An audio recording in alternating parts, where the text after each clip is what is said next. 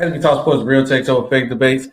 We are live. SBtalk Sports here with my brother Sean Webb. Sean Webb, you're in a different location, man. Where you at, brother? Where you at? You're traveling. Where you going? I'm on the road for work, man. Yeah, so different location tonight, but hopefully get back home soon and back to my normal spot. But how you doing, man? Chilling another day. You see, I'm bullsed out. We got the Milwaukee Bucks today as I see the game on the screen. Salute to everybody in the chat. We're going to get right into it because you see my brother Sean is out on the road. So we're going to get right into the show. And let's go ahead and knock this show out. Shout out Nicholas Brown in the building. Said like, share, subscribe. There you go. Shout out Tim to salute SB and Sean. Tough love on Sunday, but it's time to focus on Thursday. Everyone, please hit the like button and subscribe. Yeah, I'm not betting on your Ravens no more. The doppel, he said. Rundown Production said the doppelganger. Chris is in the building. Salute, Chris. You're a GOAT. What's going on, man? Yeah, I know my charges, but whatever. I've been avoiding GOAT. He been calling me for like the last couple of days. I did not been answering my phone. Salute, Chief. Salute. Darius. Salute SB Show. Big win by Knowles. Saturday afternoon. Salute to the chat as well. Like I said, let's get into it. As obviously you see the main topic of the video, Sean. And as we seen, man, as we seen last week on the show when we did our recaps, when I believe in the basement, Steph asked us, who do we have as our upset? I believe he had I think he said was he like the Jaguars? And I was like, the Jaguars not really an upset game. And obviously he was clearly wrong. They got blew out 34-3. Wow. We and you both picked the Texans. And I know me and you've been on the CJ Stroud train for a while. Like once I was like, nah, bro, we've been talking about this for like the last couple episodes. Like, nah, this kid might be the truth. And Sean, I believe this kid might be the truth. Now it's getting to the point where it's becoming a national conversation that CJ Stroud is in the MVP conversation now. He's 2 games in a row where he had over 300-something plus yards and a game-winning drive. And his numbers don't really stick out to you because you look at really like CJ Stroud. Like this game, he was 23 for 39, 356, 1 TD, and 1 interception. Right. And right now on the season, he got 15 for a rookie right now. 15 TDs on only 2 interceptions. That is excellent. And really, he just got the other one the last game. So he really was 14-1. For the poise this kid shows and the maturity to take care of the football. When I say that, because he's been through situations with this Texas team, and no matter what, he still take care of the football. But Sean, this is what I knew, and I'm gonna talk about this more too, because it's a thing that I said about his teammates praising him. It was that last drive. Tank Dell dropped the pass. And they showed Joe Mixon on the sideline. He was like praying. That's something you do when I ain't saying he Brady is, but that's something you do when you see Brady. Them like, oh, thank God he dropped the pass. And he literally still dotted, got him down the field, made the play. Sean, this kid is a real deal. I don't know if he's going to win MVP. That's going to be a long stretch. But if the Texans make the playoffs and they were just in the lottery, or, they wasn't number 2, they traded up. But no, when they was the top pick, they traded up for 2 picks in a row. So they was in the number 2 seed go to the number 2 seed pick into the playoffs again. I don't care what nobody else numbers is. This you might have to get this kid MVP. I'll tell you this much: 15 touchdowns, 2 interceptions to start his career. He is leading the NFL in passing yards per game. A rookie is leading the NFL in passing yards per game. Without Googling, most people can't name their receivers. Nope, they can't. The fact that, again, they are in – if the playoffs started today, the Texans would be in the playoffs. Give them the MVP. No, like think about that for a second. If the playoffs started today, after week 10, the Houston Texans will be in the playoffs. Like, everybody had them as the worst team this year with Arizona. Like, they clearly tanking, blah, blah, blah. And what they are doing is amazing. And while we're talking about CJ Stroud, we got to talk about DeMeco Ryans, because definitely he's in the Coach of the Year conversation. He need to be. Yeah. I think he got it. Yeah. Especially they make the playoffs. He got to get it. He might have to. Because, Sean, what was sticking to my head with what you said, you was just like, you need that stability and that coach who had to respect. Like, bro, you called him the next Mike Tomlin. Mm-hmm. How this team look and how these guys are organized and ready to play and they're ready to run through a brick wall for him, I can see that. Because like with Mike Tomlin can have not the best talent and he still find a way to win 8 games. Yeah. At all. It don't matter. It don't matter with this. Like, and when I'm looking at this kid, like you said, he's leading the league in passes. I believe what he is in QBR. Is he top 5 or he might be one? I think he's top five QBR. QBR. Easily. And I love how he take care of the ball. And then to him to say he lead the league in passing yards per game, you got Patrick Mahomes, Joe Burrow, Lamar Jackson, Deshaun Watson, Justin Herbert, just to name a few. In the game, you would never. I never expect. I'm like, bro, what's too many? If you told me today it was week 11 in the season, SB, a rookie will be leading the league in yards per game by passing yards, I would say you're on crack because I wouldn't believe that. I would like, it's too many good. I'm like, bro, you know who will lead the league? Patrick Mahomes. It's too many good guys in the league. So I think rookie of the year is locked. Rookie of the year is locked for sure. I think it's locked in. Locked in because, like I said, this game they won 30-27. He was going head to head with Joe Shiesty, and he led the draft after they scored. He like, okay, make something happen, kid. He said, okay, no problem, I got you, and went and knocked it out. Yeah, I'm liking everything from this kid, Sean. I am. I mean, I'll tell you this, man. I mean, just real quick, and I know we don't want to spend a lot of time on this. If I'm a Houston Texans fan, the 2 decisions they made this offseason, hiring DeMeco Ryans and obviously drafting CJ Stroud and trading up and getting Will Anderson. Mm-hmm. Those are 3 building blocks for your franchise going forward, right? So if you're a Texans fan, you got to be super, super excited about your future as long as those 3 guys are a part of it. Because, yeah, they made 3 very, very good decisions this offseason, and it's paying off very much earlier than I think many people would have expected. They would. Chris say no MVP, but he is playing well, though. I'll give him that much. My question is this. Only other guy that I can really say right now I can put over him, to me, is Lamar. Yeah, it might be Lamar. That's it. Lamar got on, and they just lost. If I look back at this, I don't want to say Lamar Jackson wasn't the fault that they lost, but let me go look back and see how Lamar Jackson played again. Because I caught it like a little bit of that game here and there. Yeah, he was kind of up and down yesterday. Up and down. Wasn't, you know. But that Browns defense is surreal, though. Browns defense is real. Oh, yeah, he had 2, and then look at that. CJ Stroud did it at the perfect time. Because I knew Lamar threw 1, I didn't know he threw 2. Yeah. Lamar Jackson threw 2 interceptions. And then CJ Stroud come and do that the next game. That pushed the narrative in the conversation. And I told y'all whoever turned over the ball the most was going to lose this game. And obviously it went down to the Ravens. They threw Lamar Jackson 2 NOs. That was the game. Yeah. Speaking of turnovers, real quick. I know we ain't got this on the marquee, and we don't need to put it on the marquee. But all y'all that get smoked to certain quarterbacks for turnovers, you need to get the same smoke to Trevor Lawrence, and Josh Allen. Them 2 guys don't ever get smoked about the turnover. No, they don't. And I really wonder why. I mean, I only pass I would get though for that one that ain't that because they killed Justin Herbert. Yeah, Justin Herbert don't get no pass. He's the only other.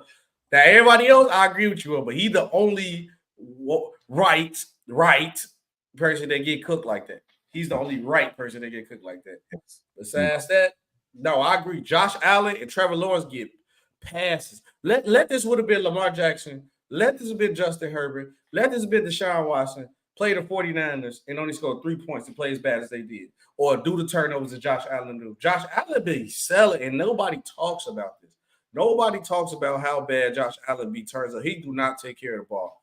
I'm telling you, it's the narrative. These two guys specifically that we talk about. We're gonna do something about this Monday.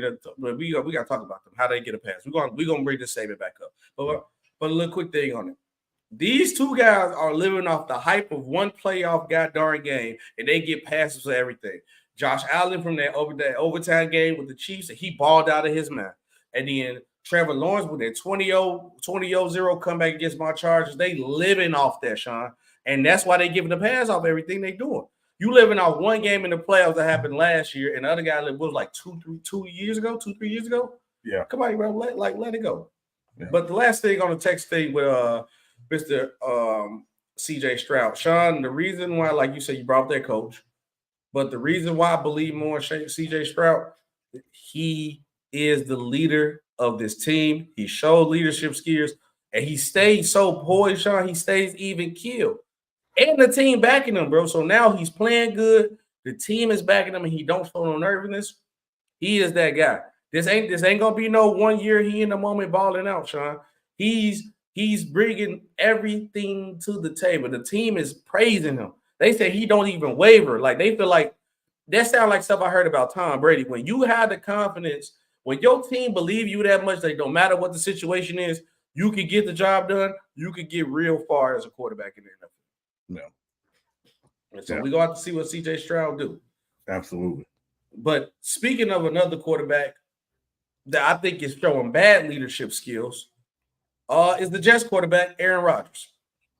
Aaron Rodgers is eyeing mid-December to return from his Achilles injury. Why? I don't know why, Sean. The Jets ain't really showing nothing that they could possibly make the playoffs. Even if they do, second or third in their division right now? Third. They third in their division. You better try to come back. That line ain't got no better at all. That line ain't got no better. So what you finna think you gonna do on a half a leg, Aaron Rodgers? Sit down. Let the team be bad. Let them be bad for this year. Let's get some capital. Because I don't believe they traded no first-round picks or anything like that this year for the get Aaron Rodgers, right? What did they trade again? I'm trying to remember off the top of the head. It was a conditional first. So basically, when he went out this season, the Jets get to keep their first-round pick this year, and the second-round pick goes to the Packers. Boom. So you got your first-round pick this year. Let that pick get some value. Try to get an offensive lineman in the draft. If you don't try to get an offensive lineman in the draft, trade that pick, go get multiple assets on the line, or add something else to that defense too. That's what you need to do. You trying to come back to play on one leg, try to play hero ball? Let it go, Aaron Rodgers. This is showing bad leadership skills to me. I think he should just sit back, let it play out, and then just see how the team works. Come back at it next year. You know the main reason why I think Aaron Rodgers is trying to come back, SB? Ego.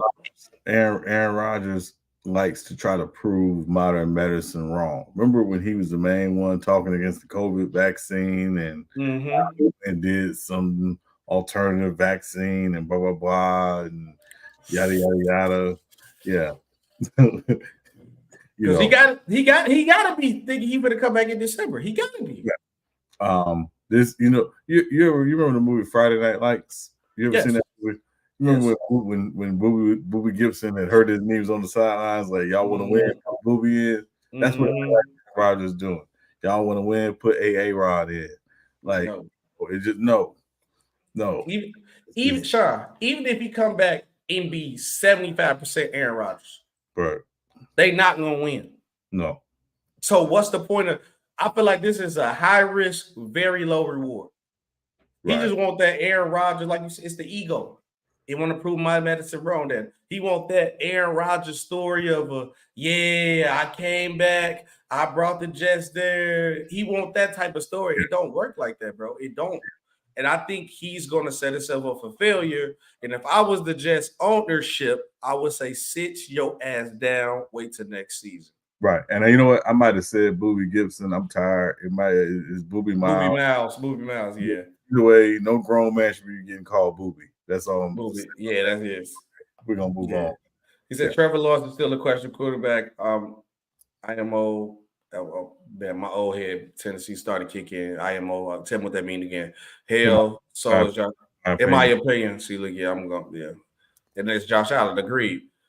I told y'all about the Browns wanting Myles Garrett. Land. I said, we remember on the show, I was questioning the pick either side because they defense, but I did say whoever turned over the ball more will lose the game. And obviously, the Ravens turned over the ball more, they lost the game. It ain't like y'all blew them out. Y'all won by 2 points. That's rare to happen to win by 2 points in football. That's rare. It says about Salute G Money. But yeah, I think Aaron Rodgers selling the team. Ceedee Lamb feels that he's the top receiver in the game after the Cowboys spanked the New York I can't say that. Giants, the small guys, because they're not playing like Giants. Sean, do you believe Ceedee Lamb is the top receiver in the league? Not only is he not the top, receiver in the league, he's not even the top receiver in his division. Who you got? AJ Brown, right? AJ Brown is the best receiver in that division. Easily, yeah. You know, all respect for what Ceedee Lamb did yesterday, but let's consider who you did it against. Like, it's the Giants. That's not moving me. It's the Giants. It's not moving me. And Ceedee having a pretty good season, he is. Yes. But the fact is that, you know, you're not the best receiver in the game. You want to get paid like it. I know he's due for a contract extension this offseason. That's why he's talking like that. He keep talking like that, young fella. Get that check. Hey, man, just get your check, young fella. From Jera. I hope you get all the money you can from Jera. But at the top receiver in the game. Let's not do that. Yeah, right now he at 9,000. So he pretty much been have a 1,000-yard season. 975 yards. And he got 4 TDs so far this season. Not bad. I'm trying to think, like, if I'm looking at, let me see. I'm trying to go through the list. NFL stats, wide receivers. I'm trying to see right now. I'm going to go down the list. You tell me if CJ Stroud better than him right now. Ceedee Lamb. Ceedee Lamb. I said CJ Stroud. Yeah, he's talking about. Okay. I'm going in order of who got the most yards. All right. Tyreek Hill. Okay. Would you rather Ceedee Lamb edition? Tyreek Hill or Ceedee Lamb? Cheetah. AJ Brown, Ceedee Lamb. AJ. Keenan Allen, Ceedee Lamb. Keenan having a real good season. They throwing around HOF about Keenan Allen right about now. But go ahead. Who you taking? You say Keenan or right now? Just right now. Who better right now? I would say Keenan just because what he's doing wasn't expected. Okay. Stephon Diggs, Ceedee Lamb. I can get at the Diggs or the Lamb. I get at the Lamb. Okay. I'm not gonna say the dude from the Rams. I know he's not better than him. Puka. Well, he ain't better than Ceedee Lamb. He's a rookie. He ain't done that yet. Yeah, he done. Jamar Chase, Ceedee Lamb. Jamar. Okay, that's 5. Amar-Ra St. Brown or Ceedee Lamb? Amar St. Brown having a good season too, man. For a team that's actually with a better record than the Cowboys. I mean, he a big part of it. I know the Lions running that ball, but St. Brown put it in that work. He put in work. Put it in that work. That's a toss-up for me. I don't think it can go wrong either way. Okay, we'll say 50-50. DJ Moore, Ceedee Lamb. Ceedee. Mike Evans, Ceedee Lamb. Mike Evans is balling out this year, quiet as kept. I mean, man, he's in a contract year, so you know why he's doing what he's doing. But Okay, I'm gonna give you 3 more. 3 more. One of them is out. Brandon Ayuk or Ceedee Lamb? Ceedee. Okay. Devontae Adams or Ceedee Lamb? Oh, it's Devontae. Devontae Adams, okay. Jetta or Ceedee Lamb, even though he been hurt. Jay Jettis, yeah. Okay, so Ceedee Lamb probably maybe like 8. Maybe you probably got him like 8, 7, 8. I mean, that's not bad. I mean, that is if he top 10 for sure. He top 10 for sure, and I believe that Mr. Jones should pay the kid. He better pay the kid. But it's other positions on that team that might need to be changed in the range, and some stuff might need to be added. And it's really on the offensive end. You can add something to that defense to always get the defense better. But trust me, it ain't Ceedee Lamb. No. It's probably one guy who's throwing the Ceedee Lamb, and you might need to add something who's behind the guy that's throwing the Ceedee Lamb, and I think the team will be better. But Ceedee Lamb pay that kid. Yeah. But yeah, okay, all right. We got to see how that go, man. Let me see what the chat talk about before we go to the next one. We switch to the MVP. Gold say I got him at 7. Chris, yes, the Bengals had a bad loss yesterday. It's tough. Y'all division look tough. Everyone has a written record. Oh yeah, the Lions do. Lamb got to go to the Raiders. We'll see if he the best there. Nah, he won't. He won't. Boy, you'll forget he played there. You'll forget he played there. But speaking of switching over to the NBA, as my Chicago Bulls play this team right now, the score is 12-8. We are down to the Milwaukee Bucks. Giannis Antetokounmpo is frustrated over the poor defense of the Milwaukee Bucks. They played terrible against the Orlando Magic. They played terrible on defense against the Raptors. They played terrible on defense against the what was that team? The Pacers. The Milwaukee Bucks right now, I believe, is ranked 25th defensively. Yes. Is it? And I've been hearing a lot of talk, Sean. The reason why I put this in the discussion of the show today, because I've been hearing a lot of talks. A lot of people saying, like, how many games you gonna give the Bucks? How many games you gonna give the Bucks? I'm like, bro, we're 10 games into the season. A lot of teams need time. And the person who said the video, when I comment, I'm like, bro, you gotta give more time, like 25 plus games, so you can see what's going on and what's gonna happen. Well, Miami, they were still good defensively. That was just their offense that was a problem. I say, cool. He's like, tell me a team that you know that started off terrible defensively, but ended up getting together at some point. I said, I didn't really do no research on it at that point in time, but I believe the latest one was the one that I guessed at that point in time was the 2018 Cavs with LeBron James, where he's by himself. They was one of the worst defensive teams, and during their first 10 games of the season, they was the 29th ranked defensive team in the league. Completely during the season, they finished 25th, but they improved during the season. They in the playoffs, they became a top 10 defense. That's why they ended up making it to the finals. So it is possible to re-improve your defense. And I think, Sean, you hit it right on the head last show when we talked about this. You really got to look at Adrian Grillin to know his personnel. He's not using his personnel right. You say he's doing too much traps. He playing too much drop coverage in pick and roll. Like you could do a drop coverage in the pick and roll when you got a Drew Holiday down there defense. You can't do that for a Dame Lillard. You can't do that for a Malik Beasley or Pat Connaughton. Those guys can't do that. So you got to have Brook Lopez and Giannis play up and help off that screen, or they're going to get cooked. Because then if they come off that screen, they can't get through that. You don't happen to be a guard that can knock down that midi. He going to have 30 that game, which you've seen a lot of guys go off. So what do you think is the true problem for this Milwaukee Bucks defense? And is it too early to wave this defense is trash flag? Yeah, I mean, I don't want to, because you made great points, SB. The problem is at the end of the day, Adrian Griffin needs time. He's a brand new head coach. He needs time. But what they're doing and what he's trying to do, I don't think fits their personnel. Like I've been saying, I'm going to keep saying it until they scale back that defense bit from all the trapping and all the trying to switch. Because, again, you got Malik Beasley trying to be the head of the snake for your team defensively. Like, what the hell? I heard that. I'm like, bro, what? Yeah, that ain't it. That ain't it. That's never been Malik Beasley. I would have respected more people said Jay Crowder, honestly. Yeah. So I just think that, right now the way their team is made up, the schemes that he's running are not appropriate for them. They'll figure it out, and and we'll go from there. So yeah. Yes, this is loud, Anti. Why you too dark to be doing them light skinned faces? I told you about that. Don't worry about it. We doing all the smoke pull up loud. Anti, you better pull up tomorrow. I know you be ducking the hat of your tail because them Saints. Sean ain't got no choice to pull up, but I can talk about them Derek vehicles at quarterback. Still about to take that Bulls gear off. You stop taking light skinned man pictures, okay, Anti?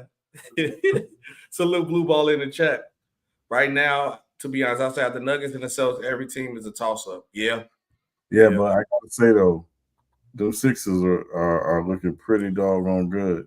Hey, and, yeah.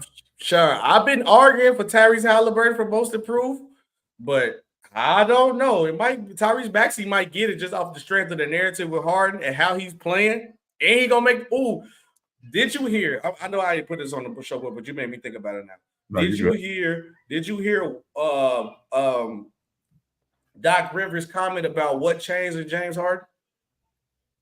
He said James Harden was all cool in the beginning of the season. He was passing the ball, leading the league in assists. Once he made the All-Star team. He said once he didn't make the All-Star team, he was pissed. Instead of being pissed and say, I'm going to play better, do all this, he said, no, I need to play with the second unit. And the reason why he want to play with the second unit because he know he's going to get more shots up. So it comes off as a gesture of like, oh, yeah, coach, I'm going to just run with the second unit guys more, get them more involved. Nah, you know what you was doing.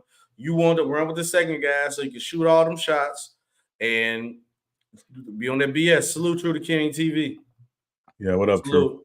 Salute True. Yeah, anti-True. Make sure y'all be ready tomorrow. We're going to do an open panel live, man. Make sure you pull up. I don't know if Sean, I know you're working. And if you're free, whenever you're working tomorrow, pull up if you can. But my picks for most approved, definitely true. I had to go Tyrese Maxey, Tyrese Halliburton, and Cam Thomas. My only concerns with Cam Thomas is can he consistently score like that during the whole season? I believe he can, but I just have to see it. That's the only thing with me. I just have to see it. Right. Yeah. Yeah. Absolutely. Speaking of another guy, Sean, who is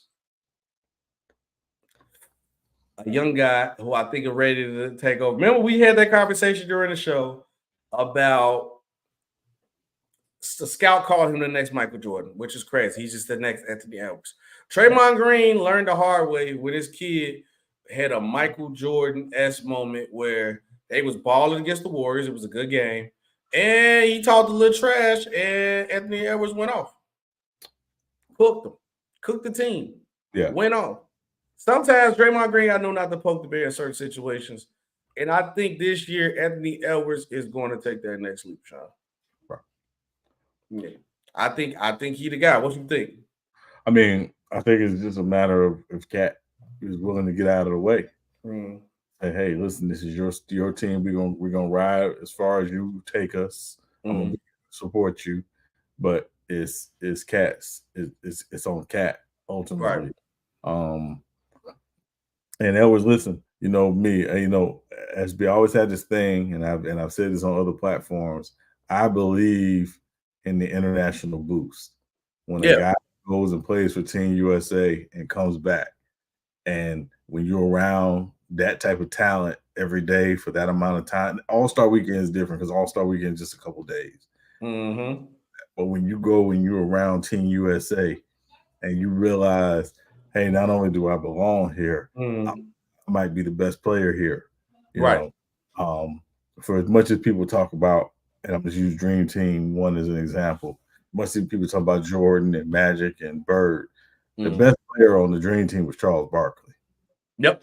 And the fact that he came back that next year, went to Phoenix, won the MVP, led the Suns to a finals appearance, obviously lost to the Bulls in the finals. But, that international boost, like always, I think helps guys more than we talk about. And you kind of see it, with Ant this year, that FIBA play, I think just took him to another level. Yeah, and it does that for a lot of guys. He's going to be one of the players added to the list that with the Team USA came back is a two-time better player. But, Sean, like I said, it is the time of the show. Because I know I'm trying to get you in and out of here, brother. I know you're tired. NFL Week 10 recap. Honestly, Sean, we get you out early, but if everybody stay here, I know Sean got to leave early. I might drop the link because then I'm watching the Bulls game anyway, and I got to do a show at 9. I might drop the link, but we'll stay on a little bit longer. You got to get Sean. You got to get you some Z's, though, bro. I know you're tired. I appreciate it, bro. Yeah, let's go. NFL Week 10 recap. Let's go. So we both picked Indianapolis to win. The Patriots are a dumpster fire. It's disgusting. Both picked the Texans in the upset. We got that one. We both picked Pittsburgh to win. The New Orleans Minnesota game. Obviously, you picked Minnesota. I never picked against the Saints. How'd that go? Well, listen. I'm gonna say this real quick. Just let me vent for a second, real quick. Oh, go ahead. I love to hear it. Real quick. I don't want to hear none from Saints fans complaining about the game, how the game ended. We was down 27-3. Vehicle was playing like trash. He gets hurt, goes out. Jameis comes in, leads us to 2 touchdown drives, and everybody complaining. There was no running game. There was no Michael Thomas. And literally, we got a chance to try to win the thing at the end. It ain't quarterback. It ain't a quarterback issue, y'all. It's a coaching issue. Dennis Allen sucks. Pete Carmichael sucks. That's the problem. That's the issue. And if you're a Saints fan and you want to talk with me further about it, you know how to hit me. Because at the end of the day, I watch all of these games and I'm seeing the same thing every week. I'm seeing an offense that don't scheme to get wide receivers open. No. I'm seeing an offense that does not consistently try to run the football. I'm seeing an offense that has limited to no motion. And I'm seeing the same thing every week. It is Pete Carmichael and it's Dennis Allen, and them 2 jackals got to go. All right, I'm moving on. Oh, which is understandable. Hey, look, I ain't mad at you for that one. I'm not mad at you at all for that one, but Derek Vehicle still sucks. He sucks. Derek Vehicle sucks. Yeah, so you got that one. Okay. The Tennessee Tampa Bay game, we both picked Tampa Bay. Tampa Bay won, obviously. Cleveland and Baltimore, we both picked Baltimore. Baltimore obviously did not win. So we tough game for them, but hey, great win for Cleveland. AFC North gonna be a dog fight. San Francisco, Jacksonville. You picked San Fran. I crazily picked Jacksonville. So you got Atlanta. Atlanta lost. We both picked Atlanta. Both picked Atlanta. Detroit at the Chargers. I picked Detroit. You picked the Chargers. Obviously, how that one played out. Giants at Dallas. We both picked Dallas. We know how that played out. Washington at Seattle. We both picked Seattle. Jets at Vegas. You picked the Jets. I picked Vegas. Vegas, obviously. So we are tied this week. And we didn't pick this game. I mean, we didn't pick this game, the Broncos and the Bills. No, we both picked Buffalo. Oh, we both picked Buffalo. You want to change your pick to break the tie? No. The Broncos up 3? Yeah, it's the Broncos. I'm not changing that. Yeah.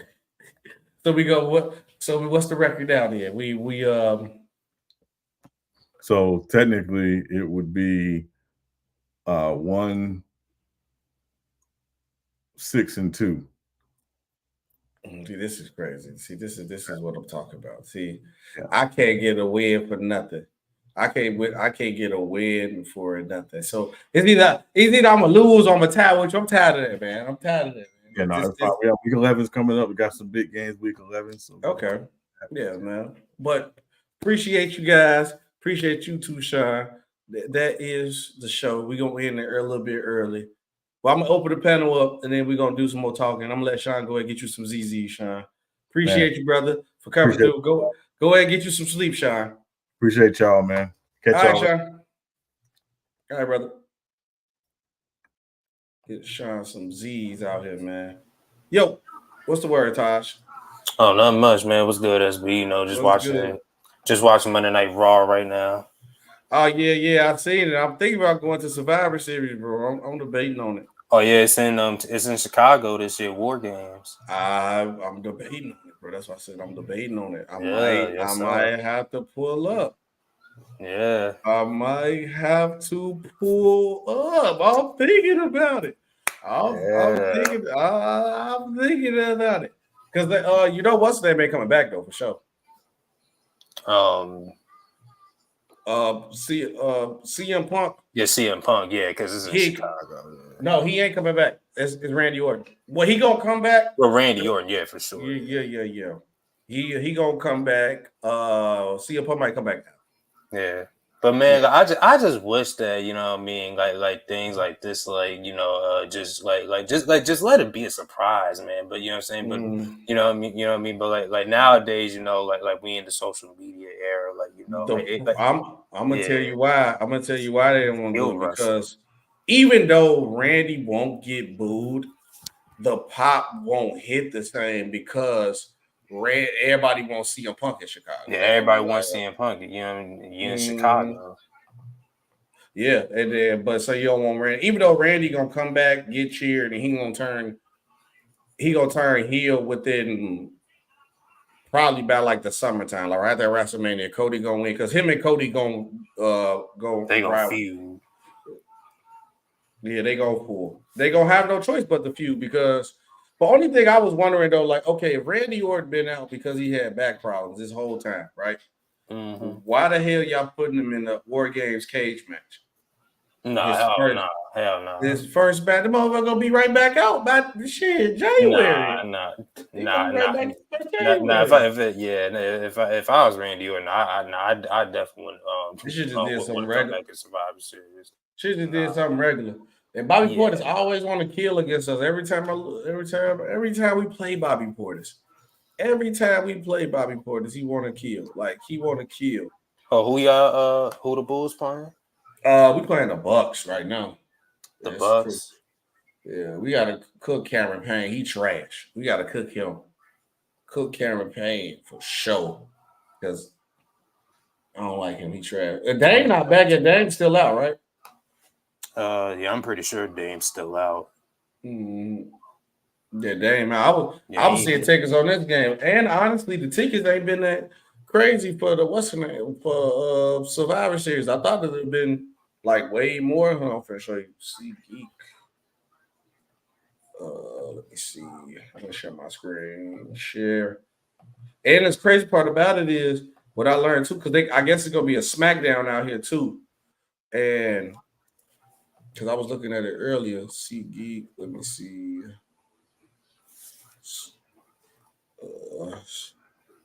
Oh no, Dame is playing actually. Oh, never mind. Oh, Dame playing? Okay, I didn't see him yet because I've been looking like back and forth. Yeah.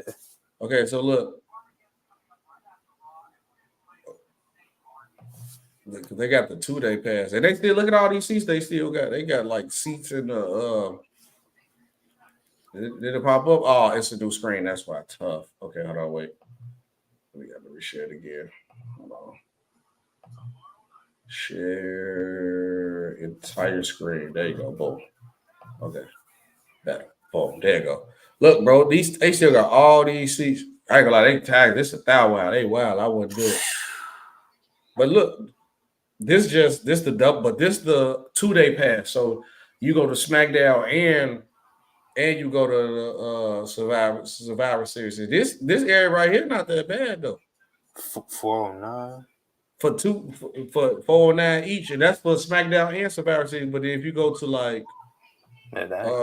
just Survivor Series by itself, watch how much it costs right here though.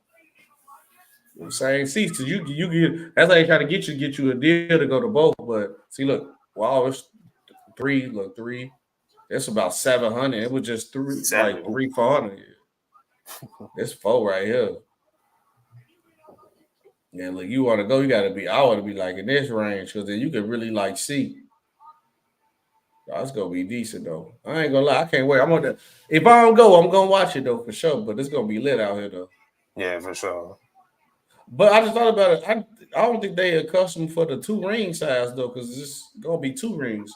Oh yeah, it's and 1 cage too. And 1 cage. And 1 cage. And look who it is. Wait, where's my mouse? Where's my mouse at? Yeah.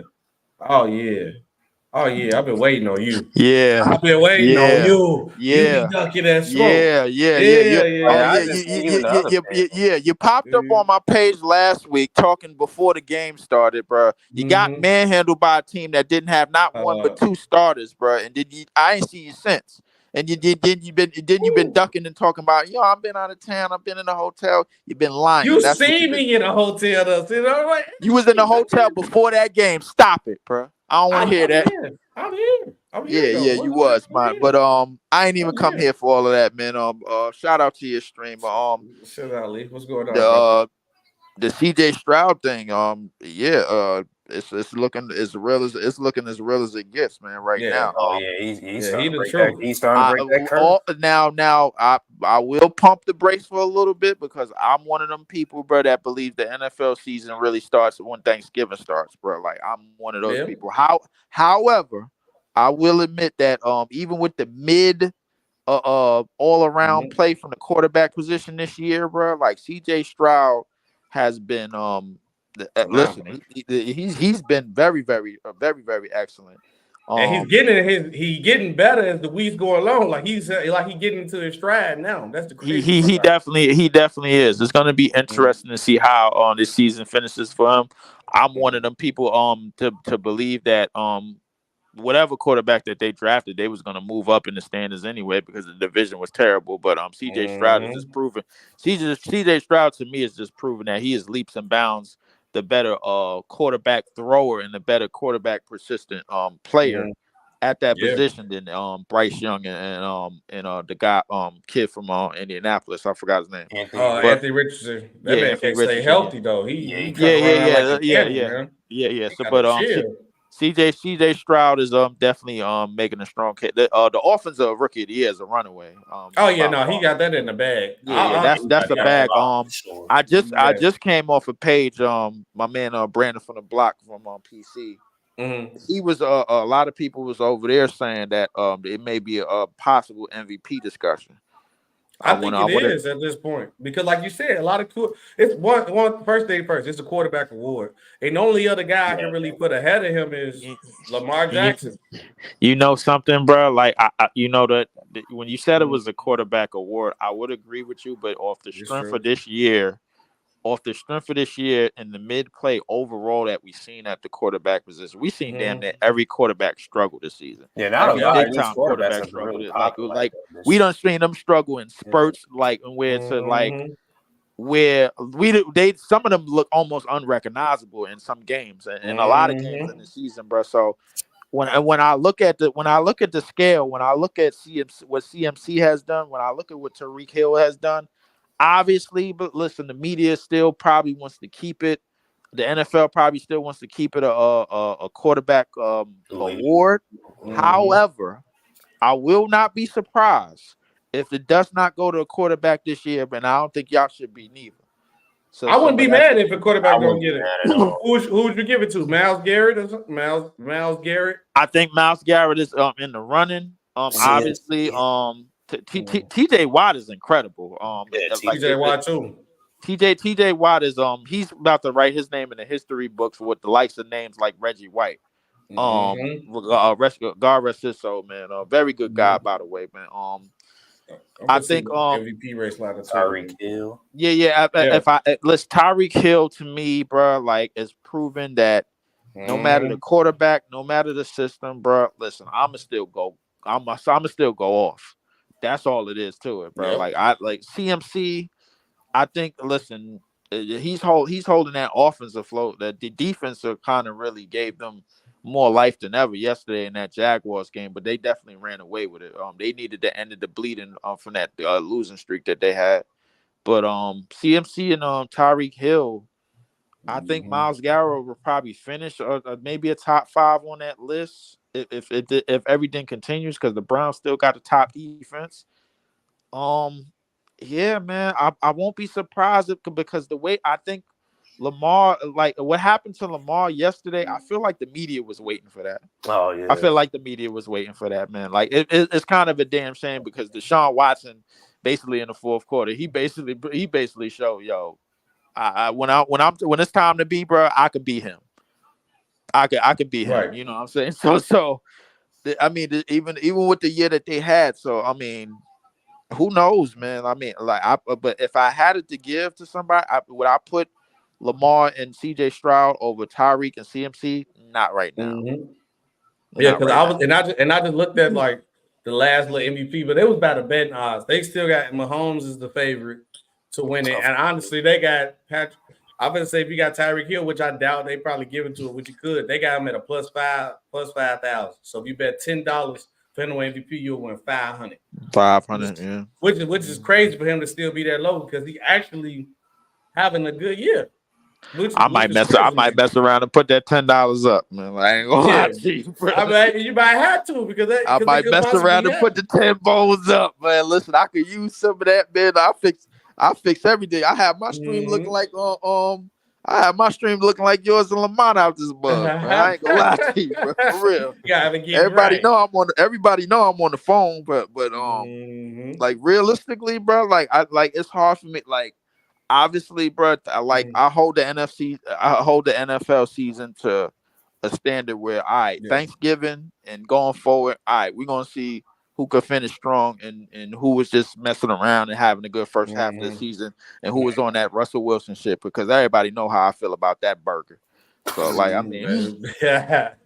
So I think he might be cooked. It might be over with. He gonna cooked be the ain't Raiders. the word, bro. Like that like he is the Chinese chicken, bro. Like he gonna be the Raiders quarterback next. Watch, they're gonna be right in Vegas.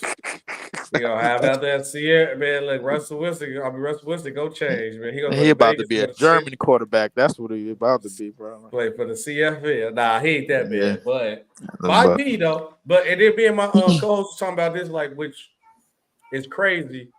Why is Trevor Lawrence and Josh Allen getting passes for playing bad and not taking care of football? You know what? Listen, you know what? And the same could be said for Justin Herbert, bro. Oh no, they cook Justin Herbert now. Last year, I agree with you. They cook Justin Herbert now. They cook. I think what the thing is, they making him the target, knowing that Brandon Staley is basically the terrorist. That's one. And number two, with Allen, I think Allen just had bad luck, man. Like, I go back to that game in the playoffs. I was watching that game with somebody. I swear on everything, SB, bro. I was watching that game with somebody, and Josh Allen had scored and left about 13 seconds on the clock for who was at the time Tyreek Hill, Patrick Mahomes, and I was saying to somebody, I'm like, yo, bro, the Buffalo Bills are gonna lose this game, and it was 13 seconds left, and they kicked the ball, and the second that they kicked the ball and they kicked it out of the end zone instead of Squibb kicking it, I said, yo, the Buffalo Bills are going to lose this game. And Josh Allen just played the best game I ever seen him play in his life. And it did not mean a damn thing, bro. Like I said, bro, it's so crazy how things work out in the NFL. And I said, after this game, he might not never be the same again. No, he might not never be the same again. And it's probably the same what's been said for Lamar, because I've been told that he ain't really do nothing since 2019, obviously because of injuries and all of these things. And now you can add Josh Allen to that list. Now it's probable that you about to add Joe Burrow to that list. So you basically got three quarterbacks that was top 5 material in the last 2 to 3 to 4 years. That's basically like hit the rug and basically like, hey, bro, y'all not cutting it no more and y'all ain't moving the needle no more. Listen, we're going to have to put y'all out, and this CJ Stroud guy and all of these new quarterbacks and these younger quarterbacks might be above y'all like sooner than later. I want to know what you think of that, man. Cause I feel like they time kind of went real quickly, bro, with Allen and Lamar and Burrow now, bro. You about to add to that list? Yeah, I think Lamar and Burrow is the ones I say fine. But I do agree with you, because now you got this batch of quarterbacks that came in. Then you got these next batch of quarterbacks that's coming in with Caleb Williams, the Bo Nix, the Penix kid from Washington. Penix Jr. You got a lot of bro. You got a lot of guys. Shador Sanders. You got more quarterbacks coming to take y'all jobs. Now we can all agree when like 15 quarterbacks come out, only like 3 of them probably pan out a year. But that's gonna add up at some point. The ratio coming for your job at some point, because now you still got. I would like to agree with that, but at the same time, it's 32 teams in the league, and not every quarterback in the league gonna be great, bro. Like we all know that. You know, but also, to double your point though, and every team in the league don't need a quarterback. Because you got to think about it. If you go through the league right now, hold on, I'm gonna go through the NFL standings. You got. I wouldn't necessarily say that. I would say every team in the league don't need their quarterback to necessarily play as well as they should, you know. And I think the Philadelphia Eagles are a prime example of that. Man, Hurts has like been struggling, but at the same time, this team is what 7-1, 8-1. They 8-1, and Jalen Hurts is like, and Jalen Hurts does not look anything like he looked last year, and it's like. They don't necessarily need Jalen Hurts to come on until like maybe the playoffs, until like big games late in the season. So, realistically, we got the Cowboys and the Giants. No offense, Todd, in your division, and the Commanders. Oh yeah, easy work. Yeah.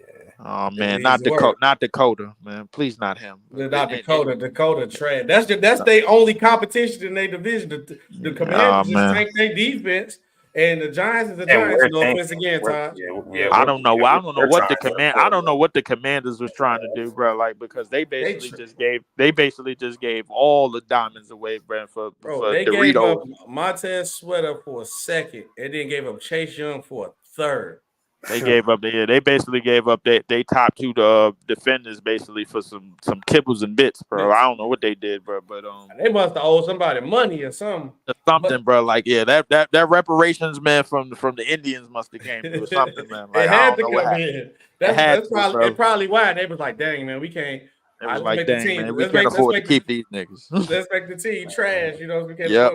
Let's tank the team, man. We be all right, but to get back to the point about the quarterbacks, you mentioned that the quarterback classes is getting deeper and deeper and deeper, bro. Like as the years go on, and I think that with specifically with this class coming in with Caleb and Pennis Jr. and Draymond, like obviously somebody out of this group is going to be put in that echelon to where they're going to be at least put on the team to showcase their talents and showcase their ability to lead the team, bro, at the quarterback position. Somebody, bro, and then you gonna have. Depends on where you go too. It depends on where you go. It definitely depends on where you go. And the CJ Stroud situation is one situation because I was paying attention to the Texans last year. They was barely losing games.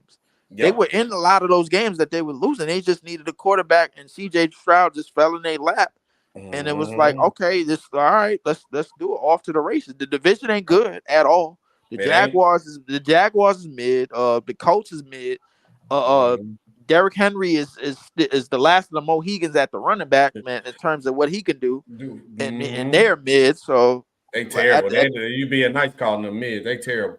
They are terrible. Yeah, I am being nice calling a lot of them teams mid, but like the point I'm trying to get at, I think D'Amico Ryans has done an excellent job, man, like with that franchise and getting them guys to buy in and turning everything around. I am paying attention to Antonio Pierce as well, the job that he's doing with the Raiders. Shout out to Texas coach too, because he got them boys in line. They play every absolutely. He got them playing. Absolutely. But if you look at the league though, for real, like you look at Patriots need a quarterback, Broncos, Raiders need a quarterback, Steelers might need one. He might be trying to get rid of Kenny Pickett. Titans might need a quarterback. Then that's AFC. That's 5. Then you go to the Giants need a quarterback. Commanders need a quarterback. I wouldn't necessarily out now. The Commanders, I think the Commanders are okay. Not the Commanders. Sam Howell is actually playing pretty okay, bro. Like if they had the top pick in the draft and they can get Caleb Williams, you think they're going to take Caleb Williams? If they got a top pick in the draft and Marvin Harrison is still on the board, I don't think they be in the position. I wouldn't even wish that on Marvin Harrison Jr. Man, I wouldn't wish that on that young boy. Hold on. Time. Free Scary Terry, by the way. SB, hold on, bro. Am I hearing this from you that if Marvin Harrison is on the board, whoever, I don't care if I'm taking the snaps at quarterback, bro. I'm taking them, bro. Like for real, bro. No. I don't blame them for taking them. I just said I don't wish that on there for him. That's gonna be bad for him. Imagine him being at the Commanders wasting that man's talent. Man, no, man. Listen. I feel like Marvin Harrison is one of those talents, bro. I don't care whatever the 32 teams that he land on, he gonna go crazy. No, he gonna put up numbers, but I think if he go to a solid situation, if he end up on the Texas, CJ Stroud. All right, now we did not see this is the part where we start. I don't even want him to go to the Bears. I think the Bears ain't gonna do nothing with him. I hope he don't go to the Bears. This is the part where we start stacking. We start stacking these teams up, and we start. Look, if the Texans traded up before, they gonna do it again. Look, Hey, if CJ Stroud doing this with receivers that people can't really name, what do you think he'll do when he get somebody with a name with him? That is a fact. That I will say that. But I will say, bro, the Texans had more talent coming into the season than the Panthers, bro. Like that. They did for sure. Oh yeah. If your best threat is Adam Thielen, bro, like you ain't going nowhere, bro. Like Frank Wright can't get you out of nothing, bro. Can't nobody get you out of nothing, bro. Like I don't know who else could get you out of anything. Adam Thielen as your best weapon is not getting it. No. And right now, I'm looking at a mock draft. They got Caleb Williams going 1 to the Bears. Drake May going number 2 to the Giants. Marvin Harrison Jr. going to the Patriots. I wouldn't wish that on him either, unless they get a quarterback. I mean, I teach the Patriots, bro. Like everybody was trying to. I'm not gonna lie. I watched that game yesterday, bro. The Patriots, you reap what you sow, bro. Like that's what I'm gonna say, bro. Like Kraft, Belichick, man. Listen, you reap what you sow, man. And I'm one to listen. It is, bro. Listen, laugh now, cry later. That's my stance on it, man. Like, listen, any win against the Patriots is a win against racism to me, bro. Like, but, like you know, like so we just gotta continue fighting the good fight, man. Like, as long as the Patriots lose and die, bro, we good. I respect, and then they gonna end up picking Drake May. I hope the Giants don't pick Drake May. I feel like the Patriots is gonna land on Drake May and then try. I can see Drake May play for the Patriots. I can definitely see Drake May playing for the Patriots. Caleb, bro. I'm trying to get Caleb. What about Pennis Jr., bro? Like, I feel like, is he not still like the most consistent out of the group? To me, Pennis Jr. I mean, I wouldn't mind too. Like in the second round, at least, I definitely wouldn't mind him. Yeah, I feel like Pennis Jr., bro. Like if he land in the second, bro. I'm looking at another mock draft. Penix Jr. will be good to get drafted 12th to the Atlanta Falcons. Wow, okay. That'd be nice. Honestly, that would be nice. If now that's another place where I say Marvin Harrison Jr. could go there if they get a quarterback. If a quarterback go to Atlanta is a good situation to go to as a quarterback. You think about Desmond Ridder, so you got Cal Pitts, you got Drake London. I feel like, but as far as this draft goes, bro, I feel like the Chicago Bears hold a lot of cards to really like but like they basically got 3 rolls at the dice, bro. If they screw up the dice roll 3 times, bro, somebody getting fired. Yeah, definitely somebody's out of there. Somebody's out of there, and not only somebody out of there, I think Justin Fields might be out of there too, because that management staff didn't draft him, and they've been trying to sabotage him clearly, bro, for the last couple of years. Not that I give a damn about the Bears as a Packer fan, man. I wish death on all of them anytime anyway. But at the same time, Blaze let her play the whole season. This might be fool's gold. Who you talking about? Who you talking about? Caleb Williams, Drake May, Marvin Harrison Jr. He probably talking about CJ Stroud. Yeah, CJ Stroud. Oh, yeah, he probably talking about CJ Stroud. And you know what? I wasn't ready to go that far on CJ Stroud. But I do acknowledge the fact that I always hold the NFL season to a week-to-week league, and once Thanksgiving comes around, we basically know we basically gonna know what we're gonna know about a lot of teams and a lot of players and a lot of quarterbacks. X, Y, Z, bro, all of that. But at the same time, we have to admit that CJ Stroud, he knows a little bit more than most. Yeah. What got me, and that's why I was like, it's not glazing or overreacting to the point of, I said there's 3 things that I see to do. 1, the game winner drives and his ability to take care of the ball. This man only got 2 interceptions, and he really only had 1 the whole season so far. We in week 10, he only got 1 interception. And then he got 1 in this last game. He takes care of the ball. Leadership, he showed a great leadership skills. And then the point that his team believe in him and that he's even killed already. He had 2 game-winning drives. And they literally said the same thing about his team, and he led them. I seen when Tank Dell dropped the pass on that game with driving 4th, Joe Mixon was on the sideline praying, like, thank God he dropped the pass. And CJ Stroud still got him down during that play. Like, he checked the 3 boxes to be great.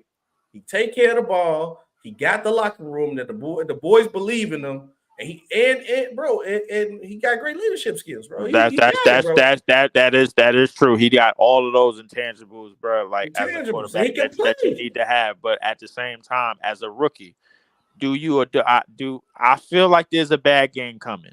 I feel like there's a bad. He had one already. I think he had one already. But I feel like it's another bad game coming. And I'm looking at the rest of the schedule, and obviously when you look at some of these teams, man, you thinking, all right, man, ain't no way they could screw this up. But at the same time, man, I can't help to think that it's going to be that bad game coming to like where the media is going to be. I had him on the high, bro. It's going to be like a choke slam, bro. Like when they lift you real high, bro, like one of them big show choke slams. And then all right, yo, you going down for the fall. Only game I can see that he might have a bad game against, and it's just obviously because this probably one of the best the Browns. The Browns, the best defense in the league. But people forget he played the Steelers. He threw for 300 on the Steelers. The Steelers is right up there. So he played against good defenses already. Now, King Zay, I do agree with this. Wait till next year, the NFL figure what about. Yeah, of course. Everybody, it's gonna be hard when he got tape on him.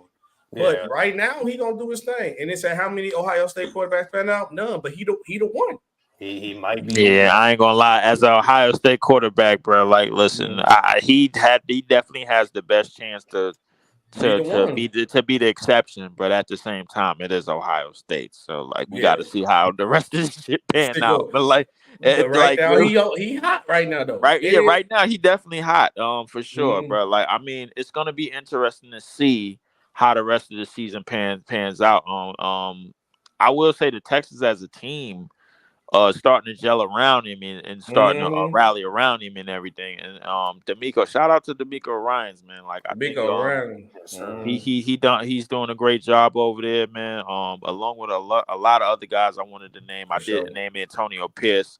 Obviously I did want to name Eric Bieniemy. Eric Bieniemy, I can't forget about him. So like it's time for him. It's time for those guys to be recognized as some good football minds, man. And people need to realize this, bro. CJ Stroud, as a rookie, is lead the league in passing yards per game. Passing yards. I literally tell my co-host during the show, I said, if you would have told me about it's week 11 now, a rookie would lead in passing yards per game, I would have said you smoking crack because there's too many good quarterbacks. It's too many. Justin Herbert, Joe Burrow, Pat Mahomes. Stop it. No. Josh Allen even. Trevor Lawrence. I mean, but the thing is, remember we talked about the struggles of those quarterbacks, not just over the years, but coming into this year. I think a lot of those quarterbacks, like for lack of a better term, but they've shown signs of digression. You know what I'm saying? Like where CJ Stroud and when you talked about it, when all of these young classes, quarterbacks are starting to come around, and you don't really have tape, and you don't really have the ultimate film and the study on them, bro. Out of that first year, they could really surprise you, like CJ Stroud is doing, like Brock Purdy did last year.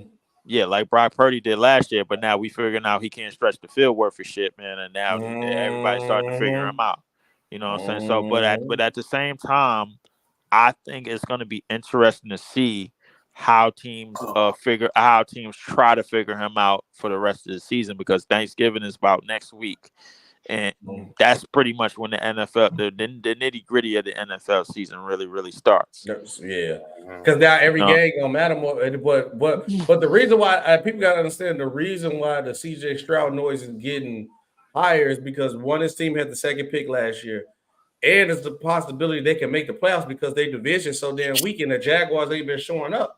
Because the Jaguars made it in last year easy because the division was so ass. I told people the Jaguars was fool's gold, man. Like most of their game, like they was only hot because they won they won in London, but they beat Buffalo. They got hot at the right time, bro. They got hot at the wrong time, bro. Like that's what it was. They got hot early because they went to play them games in London early, and then they got hot from there. They beat the Falcons, they beat Buffalo, and then they beat another team. And then everybody kept telling me the Jaguars for real. Trevor Lawrence is this, that, and the third. Yeah. Fine.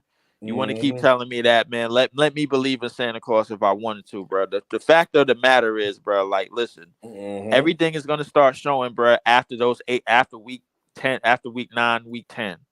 And now we at week 9. We going into week 11. So now it's time for Now it's time for these games to really matter. And now it's time for us not to make little to zero mistakes. Circle the date, November 26th. The Jaguars play the Texans again. That game gonna matter. That game gonna matter. That game is gonna matter because not only is it the division game, it's a game that's basically gonna prove, at least for this year, who's who at the quarterback position. And nobody talk about this though. They played early this year. It was CJ Stroud wasn't getting no love yet. CJ Stroud already outplayed Trevor Lawrence. The game they played, the Texans won 37-17. CJ Stroud went 20 for 30, 280 yards, 2 TDs. Trevor Lawrence went 270, 27 for 40, 279, 1 TD, 1 interception. Yeah. He didn't already outplayed him. So already. I'm looking at some of the scores right now. The Raptors is getting thrashed right now. Oh my God. Yeah, I'm watching my Bulls. Yeah. Who Toronto playing? They are playing the Wizards. The Wizards, yeah. They get thrashed. Did you see that? Jordan Poole got to calm down too. You seen when he Jordan Poole definitely got to calm down. Yeah, he do. You see he wasn't paying attention to the coach. Your dude said so like, Jordan, pay attention. He like, boy, this is my team, boy. I got you. And then try to look back and like, oh damn, what was the play? That man so goddamn goofy, boy. I'm not gonna lie. Listen, like everything that we thought Jordan Poole was gonna do this year, he is doing, bro. Like it's it's grade A level goofy, bro. Like and I'm gonna shoot every type of shot that I'm comfortable with, and the coach ain't gonna do a damn thing about it because we suck. I'm surprised, but I'm surprised the last game against y'all he only shot 12 times, but that must have blew him out. He only shot 12 times because our defense was better. The problem is our offense got worse because we don't have Ben or Cam out there. Ben and Cam, bro, we was out on the court. We was putting up a $120 and staying in games with the Bucks and the Mavericks and the Cavs. All of them games was winnable, by the way. The times we played Boston, we didn't have none of that, bro, because Cam sat out. Cam and Ben sat out both games. I think Ben Simmons ain't hitting the court until Cam Thomas get healthy. I ain't gonna lie to you, bro. Like he one of those type of players. He like, yo, I ain't got nobody to fill assist Colin, bro. I ain't hitting the court. Hey, I think your boy Cam Thomas though, he nice, but I only think I question for him for MIP. If you think you got him for MIP, I think Halliburton and Maxey in his way, and you got to question see if he can score like that the whole season. I don't know. Yo, I think he can though, but I don't know if he can score like that the whole season. Yo, listen. Listen. I'm gonna say this, bro. Like Halliburton, obviously, it's a lot of people that's looking at him like it's a lot of simplicity, bro. Like that's going on. I understand that, but definitely leading that team. But I am very high on Tyrese Maxey. I said it last year. I said it last year on Chill Show. I said, yo, James Harden is slowing them the hell down. They need to speed up because when James Harden didn't play and Joel was out, they ran the damn court and like they've been running. Prayers up. By the way, before I forget, prayers up for Kelly Oubre, who was involved in a hit and run. He was involved in a hit and run. They said it. They confirmed that was a hit and run. The driver kept going. He dirty. Yeah, but he was he was able to get out of the hospital on the same night and return home. But they said he gonna be out for some extensive time. That's probably that was a big that was a big hit, man. I thought I kept saying that Philly like they just got bad luck, but I seen that game last night. And question of the day, bro. Who is right now? Who's the best point guard in the Eastern Conference? Tyrese Halliburton, by far. Are we sure? Who better? Don't say Trae Young. No. I'm not gonna say Trae. I wouldn't dare say Trae Young, but like who you got? Like Dame is obviously struggling. Trae Young is obviously struggling, but like his number. But is Tyrese Halliburton a point guard or shooting guard? He's 100%. He's 100%. He's 100% point. He's 100. I meant Tyrese Maxey. Maxey is 100% point guard now. And I was about to make my case for Maxey, and I honestly think, even though he's playing around a very, very elite version of Joel Embiid right now, who is averaging 30, 10, and 5, I would say that he not only is Joel and Maxey one of the best duos right now, the best duo in the league right now, but Maxey is ascending to echelon, bro, that I didn't think like nobody really had him ascending to right away and this quickly, bro. Like I think he's like his abilities to score, like his scoring ability has rise, his playmaking ability has rise. Defensively, I think he provides a whole lot. Defensively, he's definitely a lot of effort, bro. Him to Tyrese Halliburton, man. I think that's kind of they made addition by subtract. They team got better without Harden.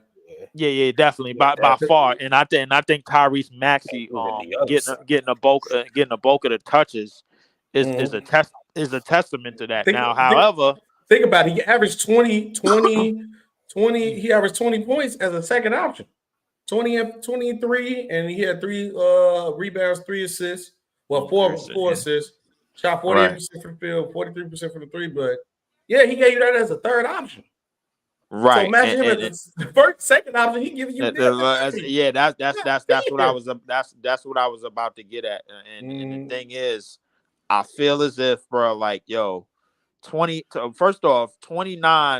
5-7 ain't nothing to smirk at, bro. Like, and don't get me wrong, bro. Tyrese Halliburton, bro, as a point guard at the point guard position, definitely turning himself into one of the best passers and one of the best facilitators in this league. But if I had to say right now, bro, Maxey to me, bro, like I think that this team goes very, very far, bro. If he's able to do this in a postseason, because we all know Joel can't really hold up like that. No. Honestly, if they make it to the probably second round again, they get put out in the second round, and Joel go out, and Maxey step up while he out, don't be surprised within I don't want to say next year, but in the next 2 years, they just let MB go and just build around Maxey. I won't build around Maxey, but I do you one better. If they make it out of the second round this year, and Maxey is doing what he's doing right now, and Joel could just fill in the blanks, then we're going to be talking about Joel getting carried. Yep, that's what we're gonna talk about. Narrative, it's gonna be a lot of Joel getting carried narratives, but at the same time, I think that's gonna be a testament to how Maxey plays. It is how Maxey plays. Yeah, definitely, because I think Maxey, like, and they played Indiana last night. He already showed that nobody on that court could guard him. He showed that repeatedly, bro. Like I'm just looking at it, like he got to where he won. When he wanted, how he wanted. And don't get me wrong, man. Listen, Tyrese Halliburton, bro, like I like what the Pacers are doing over there. They look nice. They look nice. They look very nice, but I think it's a large part to a lot of the floor spacing that they have, man. Like when you got Miles Turner who could stretch the floor, when you got Buddy Hield, I mean, a lot of people would argue that your job as a point guard is pretty damn easy, bro. Like when you got Buddy Hield and Miles. But him that got them as I think last time I checked, I don't know if they dropped, but the last time I checked, they was like the number 2 or number 1 rated offense, and they wasn't never close in that conversation to Tyrese Halliburton. Right. He get them boys out there, get them in their spots, and get them their shots. I will say that, but at the same.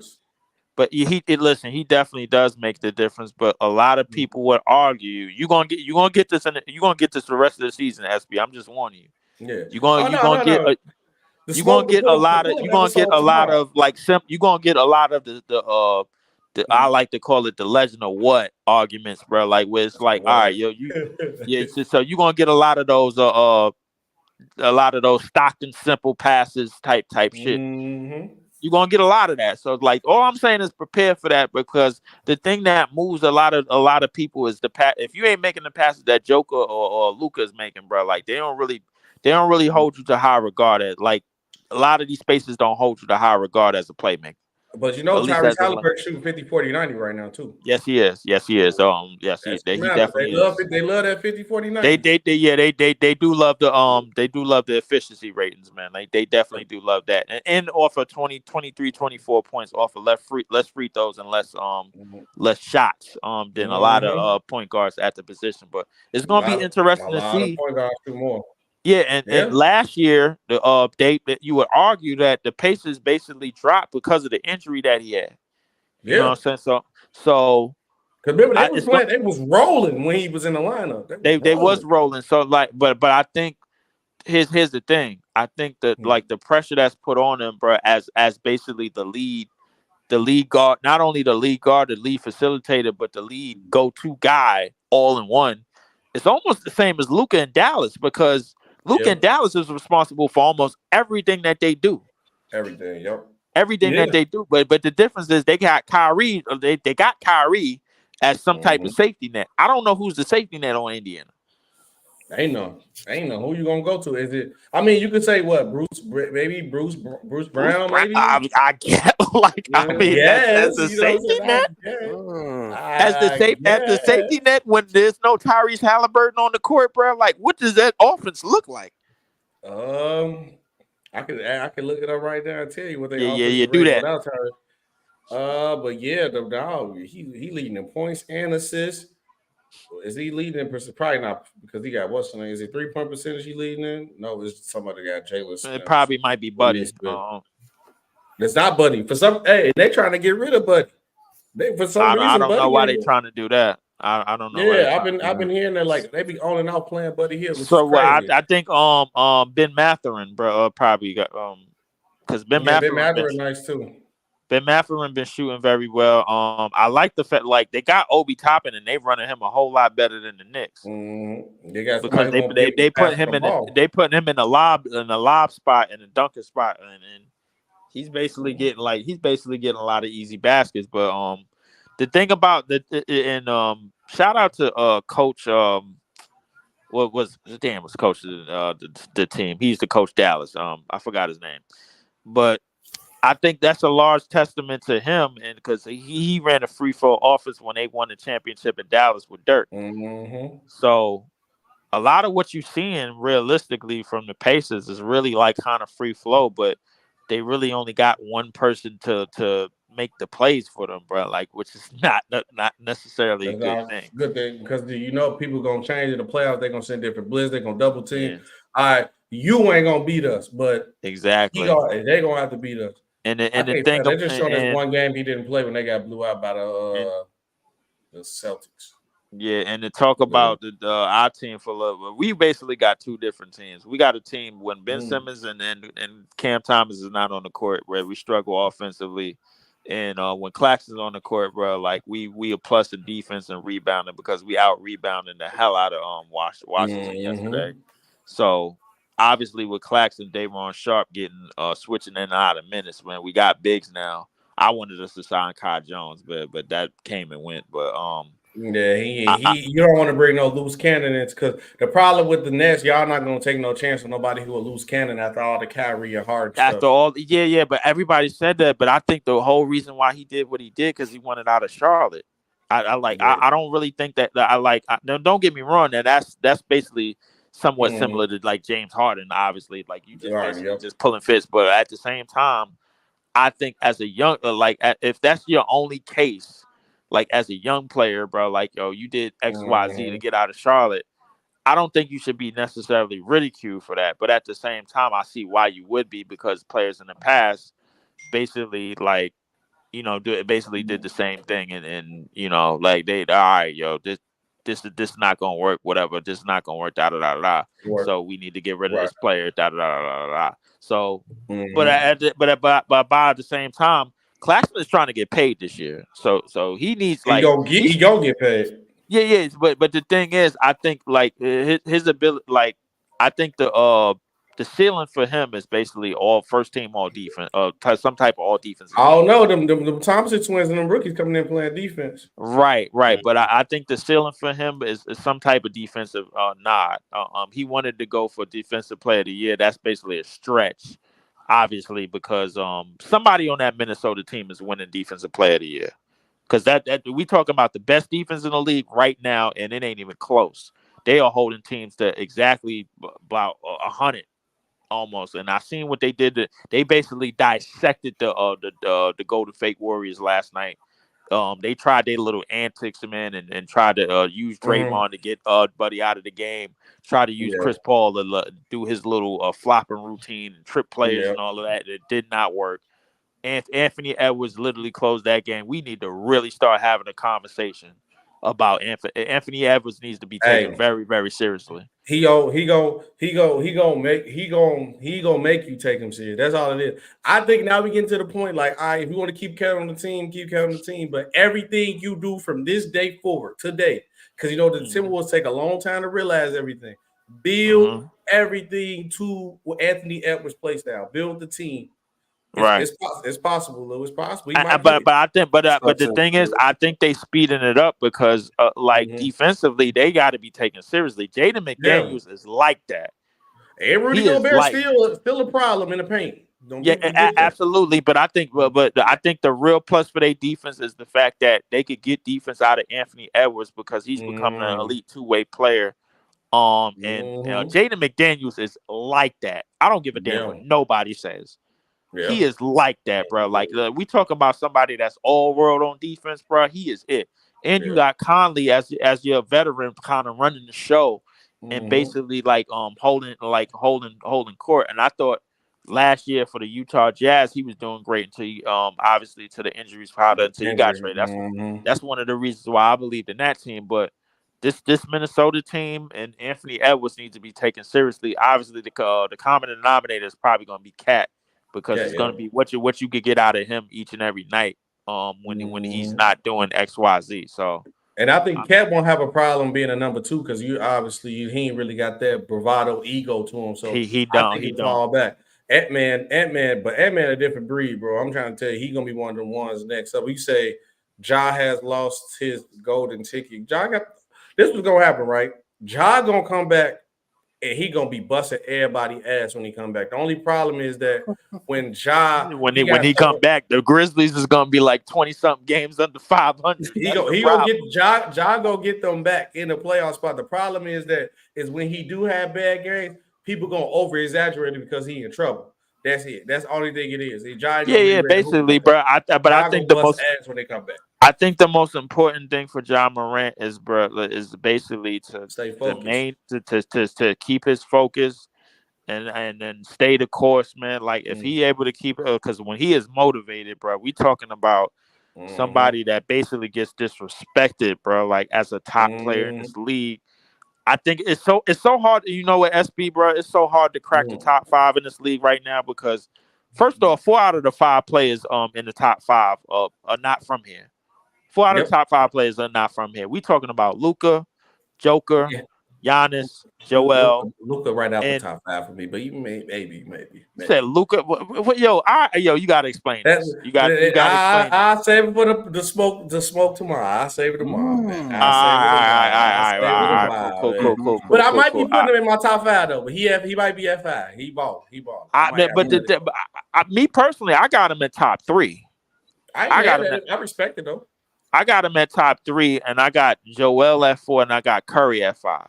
So because the thing is, when you Tatum on, I got Tatum on the outskirts of that 5. The reason to being is because I think offensively, what Joel, Joker, especially Steph, like everybody gonna say Steph, Luka, and what they provide all around. When you look at these numbers, you looking at damn near like. When you look at these numbers, you're looking at damn near Harden and Russ in 2017.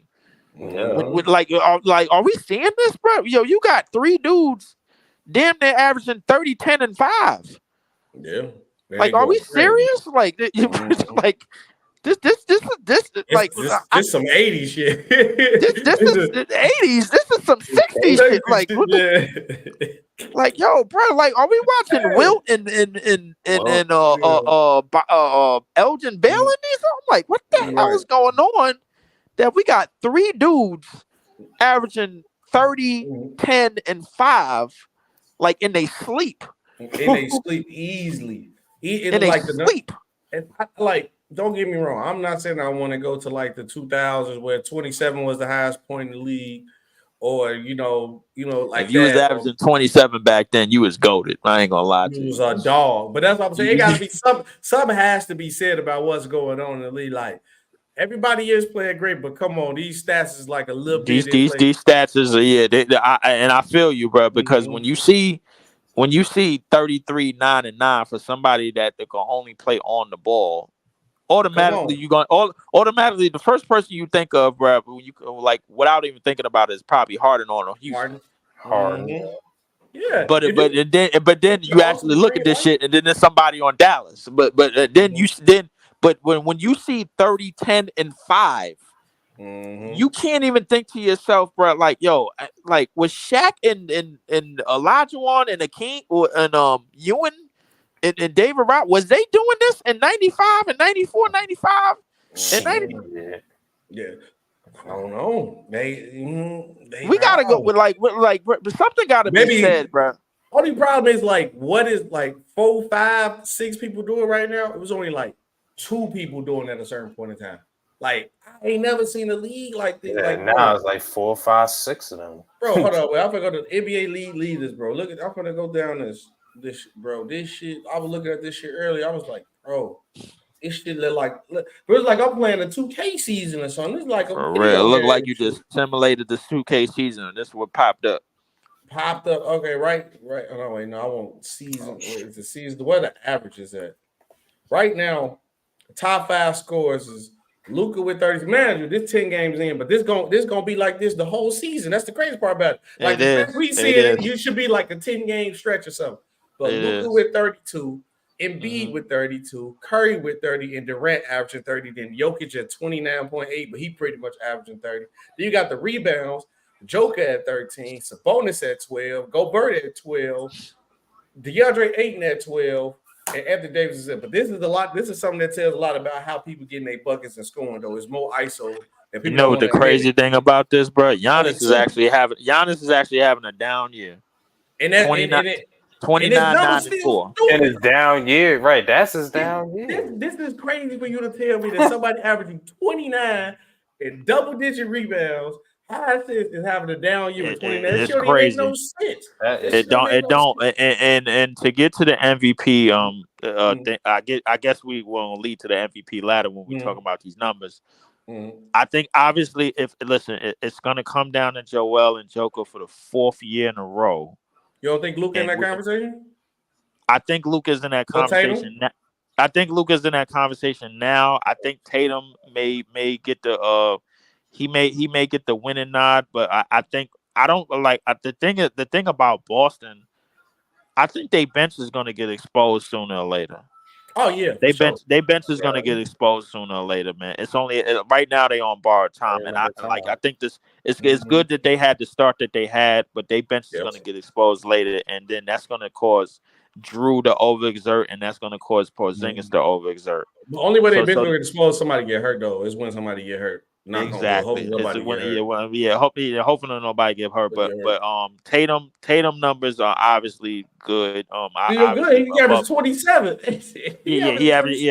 He averaging 27. But the thing is, like when we talk about Joker and Joel, and Joel is now at 30, 10, and 5, and his playmaking is getting substantially better than what it was. And Nick Nurse is putting him in the right spots and all right, now he's making better plays out of double teams in the post, and now you got Maxey basically on a 25 plus averaging. He averaging almost exactly what Giannis is averaging. Like you thinking to yourself, like if the Philadelphia 76ers, if this is the time for them to make it out of the second round, this year. Everybody don't believe in him this year. This is the year to do it. But the reason why is because of Joel and Joel's past struggles, and I understand that. But at the same time, I think we looking at it wrong. I think it's time to look at the others because, up until Kelly Oubre, he was damn near making a case for 6th man of the year during up until the car accident or the hit and run. You know what I'm saying? So the thing is like, yo, this Philly team need to be taken seriously because Boston and Milwaukee, they basically put all of their chips in the middle of the table and basically going for broke. Yeah. You know what I'm saying? So you're right. Like Philly to me, bro, they basically got rid of the distractions and said, yo, they got addition by subtraction. Exactly. Addition about distraction, and they basically got rid of distractions. And Nick Nurse came in the helm and basically got these young dudes when you talk about Maxey, and not just Maxey, but Melton, and I think they got Springer getting minutes, and Tobias Harris is playing better. Like you got a whole bunch of, and then you added that with the Clippers trade. Yeah. To me, like I don't see no reason why Philly can't come out of the second round. They got to avoid Boston. They can't beat Boston. They got to avoid Boston. You know what the crazy thing is? I think they could beat both Boston and Milwaukee now. Hell no. They can't be. Boston just got their number, bro. No. I think Boston has their number historically, but in terms of this year, they deeper. Yeah, they way deeper than Boston. They damn sure deeper than the Bucks. Yeah, they is. I ain't gonna lie. Sure. Yeah, because they with all the pieces that they got from the Clippers from the trade, all the pieces that they got from the Clippers, bro. It's like it's like pick your poison, bro. Like to me, Robert Covington, KJ Martin, Batum is trash to me, bro. I think they need between Covington and KJ Martin, bro. Like I think they need to start playing them two exclusively, exclusive minutes, bro. Because KJ Martin, nice. I like KJ Martin. KJ Martin is very, very good, bro. Like I ain't gonna lie to you, bro. Like he was good on Houston, and I don't even know why he even got traded. But at the same time, I was confused why they did let him go. I was confused. I was very confused why they let him go. But to get to to me, when I look at Philly for a minute from top to bottom, and I look at Boston from top to bottom, I look at like Boston is struggling. They getting in nail biters with the Knicks and the Nets. Right. They getting in nail biters with us and barely closing the games out later on, and we miss the starters and go to players. The Bucks is struggling with y'all right now, and I'm like, and they just got beat by Orlando the other night, and it's like, yo, something got to be said about these struggles. Because I think they're still trying to figure it out, but we need to do something too. If these are the two teams that's supposed to be the class of the East, they're not showing it, but they're not showing it by they showing it by the sky. They mostly showing it by default, didn't showing it by dominance. Yeah, because the thing is, like, Philly is starting to figure things out. Is starting to figure things out, and they have a new cast of players that's helping Joel out. And I think that's the main thing Joel really need is to be not to be overexerted, but to be saved. And then it was the best thing that helped Philly out was like they didn't lose none of their main guys, so nobody got to like figure out what's their role with the team. You're like, you add big name guys, you got to figure out try to work it out. Everybody they added was role players. Everybody came over. All right, Joel Embiid is the guy. Number 2 is Maxey. We go here to help y'all do y'all job. All right, let's roll, let's go. And they running out playing like that. It ain't basically that's basically what it is. And now they got Matt now with Kelly Oubre and guys like Kelly Oubre, Tobias Harris, and then you add Covington to the mix, man, and the play, like, you got matchup nightmares at different positions now. Philly, and nice. Yeah, and Philly, to me, with Nick Nurse at the helm, and I think Nick Nurse is I think he's a very underrated coach, and I think he's gonna prove that this year, bro. He's been in Toronto too long, and he ain't really get a chance to really prove that out. He ain't get that American now. What up, man? Luke, salute, Luke. Go ahead, tell him when Jock come back is going down, man. Tell him when Jock come back is going down, Luke. Whenever Luke come back, I might let us know about Jock, man. But only thing to leave this, what I was gonna say too, bro. The one thing that I do have a problem with all these stats and everything that I'm seeing is that it's only all these numbers, all these points, everybody's scoring. It's telling me there's more isolation buckets than anything because only 2 people averaging double-digit assists. The next person is Luka at 3. He averaging 8.5. So all these points, everybody's scoring. Where the buckets coming from? Isolation. Well, I would say that, but at the same time, joke if you want to say. If you want to say, in terms of Luka, I would say like isolation, obviously, because we know how he operates. In terms of Joel, I feel like Joel is scoring a lot quicker, and he's figuring out how to play off the ball a bit. And I think that's probably a big testament. Like Joker, in a lot of ways, you could blame Joker for how Joel is playing because He's. You can't tell me he hasn't been watching him. You can't tell me if that's your only competition. You've been watching him. You gotta watch it because he basically put the ball in your court by winning the final. He basically put the ball in your court by adding the finals MVP to his resume. So now you got Giannis with 2 MVPs, finals MVP. You got Joker with 2 MVPs, finals MVP. Now Joel, the ball is literally in your court. Right. It's literally time. Like you are the put up or shut up guy somehow, some way. Whether it's by your coach. If you want to get help, you got the help from your coach. You got the help from Maxey. You got the help from all these other guys. What are you gonna do? Who MVP race y'all talking about? We're talking about this year.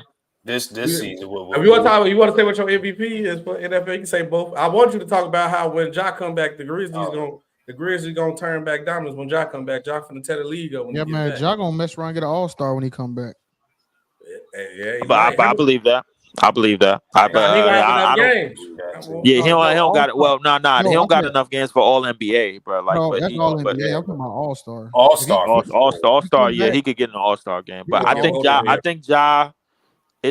Listen to me. It really depends on where the Memphis Grizzlies are at, man. When he comes back, because to be honest with you, like I mean, I ain't foresee 2 and 8, but I also didn't foresee all these injuries either. So. I mean, they had some crazy setbacks. Brandon Clark, Steven Adams. Damn, bro. I think that's like the most important. I think that's like by far, bro. Like because to me, loss is Steven Adams. To me, Brandon Clark and Steven Adams was the true identity of what this team was mostly elite at, and that was rebounding. I don't know about Brandon. Yeah, he did some offensive rebounding, so I give you that. But I think as a team, bro, like when they was at full strength. I watched them bully some damn teams, bro. Like it was the reason why Ja Morant was real confident in this team and confident like because he seen the potential that they had, bro, when they was at full strength.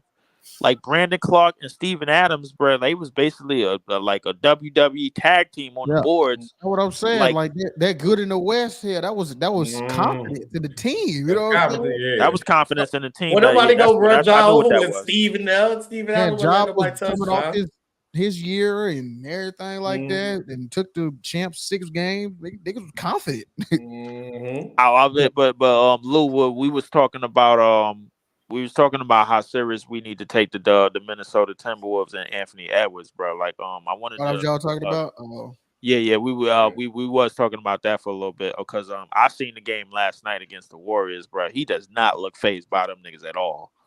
He did not look fazed by them, bro. Like Draymond tried to try his antics, bro. Chris Paul tried to try his antics. That none of that shit worked. They should have not talked shit to him. Honestly, they should have left that boy. None of it worked, man, because they basically woke him up like with all of the talking, and then the fourth quarter came around. I ain't gonna lie, man. Steph was looking like a sitting duck, bro, out there, bro. Like it's. Fuck Minnesota. They gonna play your Grizzlies in the first round. I gotta hear this, bro. What's the like? This is just the Memphis talk, bro. You just it's just Memphis talk. I agree with everything you said, though. Yeah, but I feel like Minnesota need to be taken very seriously. They got the best. Somebody on that team. Somebody on that team is winning Depoy, bro. Oh, I think they're gonna have to move Cat. They're gonna have to move Carl Anthony Towns. Move Cat for who though? Like I'm like, what are they moving them for? If they were gonna do it, they were supposed to do it 2 years ago. I mean, exactly. But my thing is like the same thing I'm hearing about Cat is the same thing I'm hearing about Julius Randle on the Knicks. I'm like, where are you gonna find? Yeah, I'm not saying. But SB, where are you gonna find another 4? Like, as inconsistent as he is. Anthony Davis. Oh, my God. Anthony Davis for Carl Anthony Towns? AD for Towns, bro. Oh, what are we doing? That don't sound. That don't look. You asked him where you go get his replacement at, and then you might be right though. Minnesota's the perfect fit for AD. You think about it. He don't want to play the 5. You put AD with Rudy Gobert though. Yeah, he don't want to play the 5. He don't want to play the 5. Yeah, nah, I know, but you putting arguably the best rim protector with somebody that's the best rim protector. Oh, that'd like, be yo, crazy. Because defensively, bro, they can't, bro. You are not getting anything against Minnesota, bro. Like they already the best team. They're already the best defense in the league. AD might have to go. Yeah, think about it. Like everybody complain about that. I'll probably give up. The only thing that the Minnesota Timberwolves need to do if they do that trade, do not give up Jaden McDaniels. That's it. Try to they don't. Yeah, if they give up Jaden McDaniels, they screw. They screw. I give up Kyle Anderson to anybody else on that bench, bro. Like, but listen, y'all not getting Jaden McDaniels. No. Yeah. We're not in the business of helping the Lakers, bro. Like, no. We're not doing AD don't want to be in the paint. AD want to stay in the mid range and shoot 3. So he ain't in Anthony Edwards' way. You want to play the 4. That's what you want to play. Exactly. What's up, your GOAT? What's good? What's good, everybody? How y'all doing? What's good, GOAT? I just came here to just say some. You know, SB was talking so much shit about the Lions, saying that we were gonna lose. Oh man, go! Why you just? Man! Wait, hold up. That's crazy. Look, you take me off the screen because you know his Chargers is the worst team. His team is trash. His team has no defense. And their offense y'all almost lost that game. Hold on. Wait. And the rest helped y'all, bro. To his credit, Brandon Staley is a terrorist, bro. Like we all know that. I know that, but listen, bro, your team is bad, and then as we want to flex that the Bulls beat the Pistons, you beat a 2-9 team. You was talking shit when they beat us. You early this season. What you think? Because you're supposed to be better than us. You have DeMar DeRozan and Zach LaVine and listen. I will say this, bro. As a Packer fan, bro, like I had the Lions to win this division hand over fist anyway. When it coming into the season, bro, I ain't think we was gonna do a damn thing about it, bro. As long as the Bears is in the shit, bro, I'm cool, bro. Like, but the Lions is one of those teams. I could always do something to Detroit fans, bro, and they never actually believe in it, bro. They're like, yo, Leaf, you ain't gonna hype me up, bro, on the Lions, bro. I'm like, yo, y'all gonna win the whole division, bro. Don't worry about it. My man, Detroit T, bro, he was just like, nah, you ain't hyping me up, bro. No, we ain't gonna do that. The Lions actually look. Hey, the Lions look legit, bro. They look. The Lions look legit on night 1. They look legit now. So I'm like, listen, Thanksgiving come around, bro, and I expect the exact same, bro. Like so. Ain't nothing gonna be stopping them. So as far as the Pistons go, bro, like I honestly thought they was on to something coming into this season. I seen Asar Thompson, bro, like was yo. Asar Thompson is really good. You know, he definitely. Y'all getting defense out of Killian Hayes now. The problem is closing. What about that center they got, Jalen Duren? Duren is nice. Jalen Duren is baby Dwight, bro. I'm telling you. That is the White reincarnated, bro. Just without all the goofiness, bro. I'm telling you. Nah, I just have a problem with how we're utilizing Jaden Ivey though, because I feel like he's been working a lot this summer. And I wanted to see what he can do, but instead we start Killian Hayes as shooting guard over Jaden Ivey. That's because of defense. That's because of defense. Killian Hayes' defense got better, bro. I know exactly what y'all did, bro. Like, I know that Monty Williams better. Monty Williams was going. He was trying to do the same thing that he did when Phoenix with McHale. Because the thing is, he needed somebody that was going to be a lead defender. Cade is actually starting to, he's coming back along, bro. Like coming from the injury, but honestly, I agree with you with Ivy, bro. They need to let Ivy loose, like for real. Like it's time for them to really let him out the gates and let him, because that's not a player that you could really coach. You got to just let him go. You know what I'm saying? Like, and especially with Bojan Bogdanović and Monte Morris coming back. With how we're playing Killian Hayes, I don't know how we're going to put Ivy in that rotation, because Bojan is the guy that's going to start out the jump. And Monte Morris has plans to be in a rotation, so it doesn't make sense. But, at the end of the day, we're still more organized than the Bulls, so it's all good. I think Ivy is going to be the Ivy could be the clear-cut backup, bro. Like, to me, bro, because Cade is still showing that he's gonna play well with Durant and get a lot of guys in their spots and give them where they need to go. But I think Ivy could be that boost for y'all off the bench because outside of Tyrese Maxey, bro, like I think his first step is second to none. Yeah, to me, bro, like his burst, bro, to the basket is like that to me, bro. Like y'all ain't gonna do nothing, bro. Send him over to Brooklyn, bro. Like we'll take him. Shit. Yeah, I mean, at the end of last season, people were talking about how Cade and Ivy's gonna be a great, backcourt. Like yeah. Then they went with Killian Hayes, bro. Not Rick, but I knew Monty Williams was gonna do that, bro, because Monty Williams is looking for somebody that's gonna defend. He don't really trust the young players that much. Not saying that Killian Hayes ain't young, but the thing is, Killian Hayes is gonna show more on the defensive side because he's 6'6" and he got the wingspan, bro. Like, and he's playing better defensively. I don't like him as a whole as a player, but no, of course, but it's just like it hasn't been working. Clearly, we're 2-9, and some games we should have and could have won that when we were leading. And Killian Hayes has been just selling on the offensive side too. So why don't you just change it up? Why don't you put Ivy in there?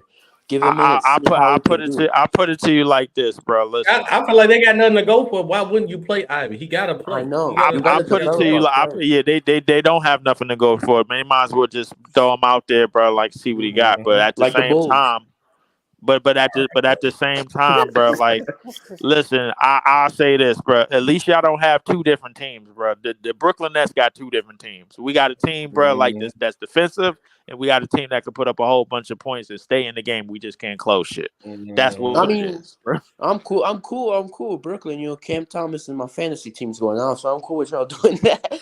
Oh my God. You need to put him on waivers, bro, because he out for 2 weeks, bro. Like, damn. Well, he'll still give me more points on my fantasy than SB. That's for sure. Because SB fantasy team is garbage, bro. SB, show me your team, bro. Don't worry about my team, man. We doing all right over here. I mean, we all know SB team is in the shitter, bro, but we ain't gonna dog him for it, bro. Like, but my team ain't in the shitter. We all right. We actually bust that team is in the shitter, bro. Like, it's gonna get bad before it get better, bro. Trust me. No, I'm going 5. Wait, who I play this week right now? I'm beating Mac Def ass right now, actually. We back 5-5 on the board, man. I heard him Mac Def. Justin Herbert, Mike Evans, and also I don't know how long y'all gonna hold on to Zach LaVine, bro. I ain't gonna hold you. I don't know, man. Zach LaVine staying. We just gonna have to let everybody else go. You know what I'm saying? I feel you on that. What is the value of DeRozan right now, bro? Like, I don't know. That's a good question. What is it like him, Kobe White? I don't. That's a good question. I don't. I feel Caruso is locked in. Ain't no way. I don't think y'all getting rid of Caruso. Caruso is locked in. Oh, Caruso value. How he the most wanted man. They trying to force us to tank. They trying to force the Bulls to tank so Caruso get traded. Like everybody wants Caruso. What about Patrick Williams? Do you think he's like? No, his value. Bulls want to keep him or? Pat Williams' value is the dirt. I ain't gonna lie. Vooch, I feel like Vooch and Drummond value. Well, I ain't gonna say Drummond. Vooch, They don't play Drummond though. When Bulls have a very big problem with their rebounding, and they still don't play Andre Drummond minutes. When Andre Drummond was on the floor against the Pistons last game, and I know it's the Pistons, but so he's played well. They put him out there against the Pistons because they know he gonna ball against the Pistons. But the thing is, we talking about the best rebounder of the last 15 years, man. Like he ain't getting no clock, bro. Like to me, like realistically. You're gonna have to make. You try to play Torian Greg at center and shit and power forward. Like, bro. I don't know, man. Billy Donovan. It's been like he a terrorist too. He a terrorist. Billy Donovan. Yeah, I heard Billy Donovan is a terrorist. But terrorist, anytime you have a players only meeting, bro, like one game into the season. He's a terrorist, bro. He's a terrorist. He's like, yo, bro, F the coach, bro. This how we playing tonight. This how we play. We go run it out. But, exactly, man.